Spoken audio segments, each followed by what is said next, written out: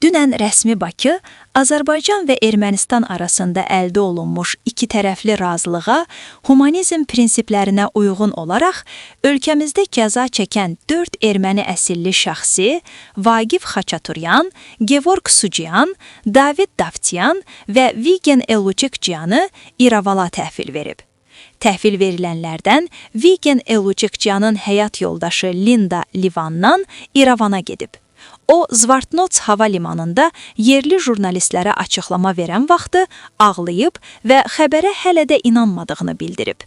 Çox xoşbəxtəm, sadəcə Vigeni görmək istəyirəm.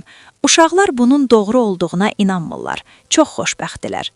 O həmçinin qeyd edib ki, Vigen Livana qayıdanda oğlunun uzun müddətdir gözlədikləri toy baş tutacaq. Əlavə edək ki, Vigen Eluçikçiyan hərbi hospitala yerləşdirilib və müayinə zamanı tam sağlam olduğu bəlli olub. Onun hazırda İstintaq Komitəsinin hərbi şöbəsində olduğu bildirilir.